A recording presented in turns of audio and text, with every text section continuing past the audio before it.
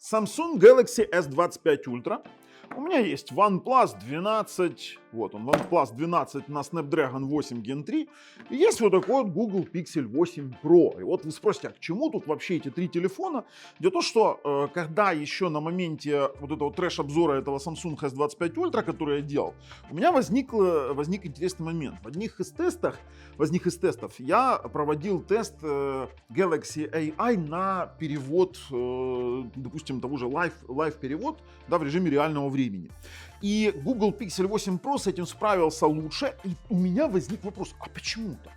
То есть вкладывать там огромное количество денег, сил в разработку Galaxy AI конкретно для вот этого вот Galaxy S25 Ultra, и при этом получить Google Pixel 8 Pro, который это делает лучше, быстрее, даже в самом обыкновенном Google переводчике, мы сидели долго думали со всей командой, что же там происходит. Мы знаете, что сделали? Мы сделали тест на производительность искусственного интеллекта, и мы были удивлены. Дело в том, что мне было интересно, насколько хорош прирост, допустим, самого процессора, то есть 8 Gen 3 и вот этот вот Snapdragon 8 Elite, да, то есть for Galaxy. Все тут как бы все, скажем так, укладывалось в наши рамки понимания, был определенный прирост между вот этими двумя телефонами, и сам по себе 8 Gen 3, он не был ничем таким выдающимся в плане, допустим, AI каких-то штучек, да, искусственного интеллекта в плане других производителей, не Samsung. На Samsung это все делали. Но тут вылазит вот этот вот малыш, который в основных тестах у нас просто-напросто отстает то, чего мы ожидали. А в одном из тестов, который мы вам сейчас покажем, он опережает на 400-500% Galaxy S25 Ultra. И именно в тесте мы целый аналитический отчет подготовили, который мы сейчас вам покажем. И именно этот тест и отвечает за ускорение офлайн каких-то фишек искусственного интеллекта через API определенного рода, которые совместимы с Google искусственным интеллектом. Короче.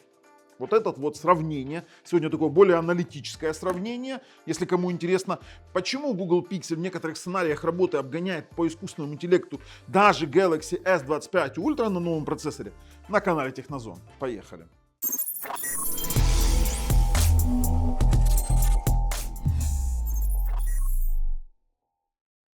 Смотрите, аналитический отчет. Этот отчет составлен студией канала Технозон. Именно командой Технозон.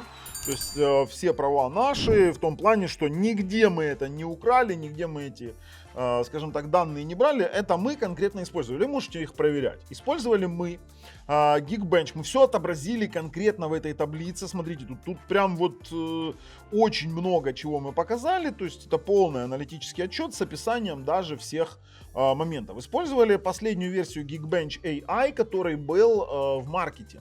То есть на момент я не могу называть на каждый день определенную версию, которая может выйти в маркете. Но у нас все начинается с графического сравнения результатов. И сразу мы видим, очень интересно. Желтеньким у нас обозначен Pixel 8 Pro. Оранжевым OnePlus 12 и вот этим вот розовеньким Samsung S25 Ultra. Я вам объясню небольшой такой момент.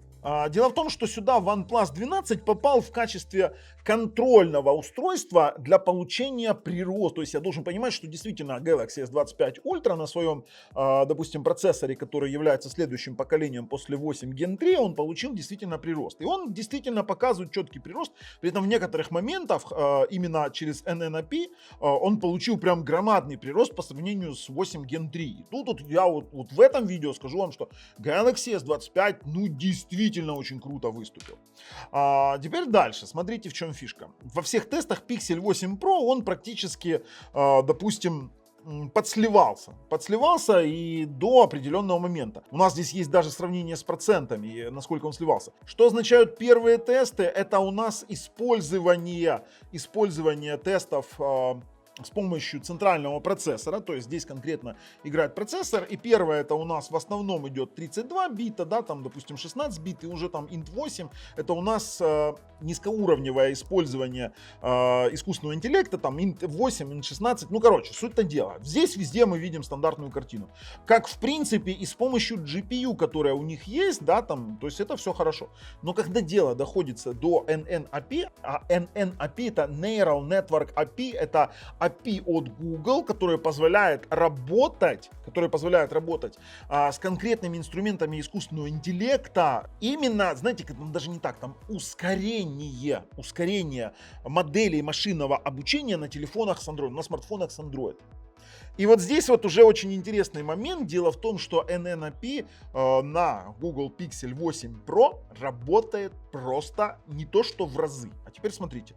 Если в обычных моментах у нас там есть колебания в десятках процентов, то у нас прирост 39% по отношению, допустим, к Gen 3, да, и, он не дотягивал, допустим, до Galaxy S25 Ultra. В Half Precision у нас тут прирост получается в 553%, твою мать. И плюс 2000% прирост по отношению к OnePlus 12. А если брать Quantized, да, то у нас там вообще 410% к Galaxy S25 Ultra и 1587 к, допустим, тому же самому OnePlus 12. И тут у нас, даже вот мы изложили это все в виде анализа производительности, то есть Geekbench AI оценивает производительность мобильных условий в 3 основных категориях. Вычисление CPU, GPU и, грубо говоря, NPU. В данном случае мы оценивали NNAP для Google, и у нас есть еще один показатель, который не поддерживает Google Pixel 8 Pro. Это QNN, это Qualcomm Neural Network. Я вам сейчас объясню, почему мы его не включили. Результаты показывают следующее. То есть Pixel 8 Pro отстает от GPU и CPU на 3060 по сравнению, и все это все хорошо. И значительно превосходит конкурентов в NNAP. Тут неудивительно. Дело в том, что смартфон от Google и не мог показать ничего другого с учетом их NPU, которые они встроили в свои вот эти вот процессоры Tensor. То есть они не зря выпустили эти тензоры именно для работы с искусственным интеллектом. А теперь сценарий использования AI-ускорения конкретно с NNAP. Это голосовые ассистенты Google Assistant, Gboard, автозамена, перевод, фотографии и видео, это Magic Eraser, Night Sight, AI-фильтры камеры. Дальше графическая обработка, AI-анимация в играх, это в Samsung S25 Ultra, AI-ускорение рендеринга приложения, Motion Sense Pixel 8 Pro, и теперь пошли дальше. Здесь описываются сами методики тестирования. А в реальных я вам сейчас зачитаю, я долго рылся, где же в реальных условиях может быть такое ускорение конкретно по NNAP. Это всего лишь Google Ассистент, Bixby, AI ускорение функций камеры, портретный режим, ночной режим, переводчик и жестовое управление и распознавание движений.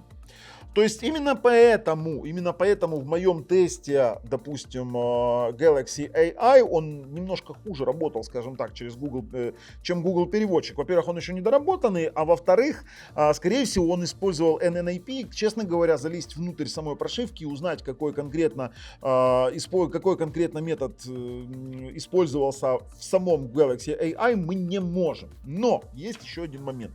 Почему вот я сейчас подлизну, скажем так, Galaxy S25 и вообще компании Samsung? Потому что есть еще так называемый Qualcomm Neural Network. Если, допустим, тот же самый, вот у меня есть все, NNAP показывает достаточно низкий результат, то есть Qualcomm Neural Network, который еще пока что не оптимизирован, и когда Qualcomm дойдет до какого-то своего апогея, то там цифры совсем другие.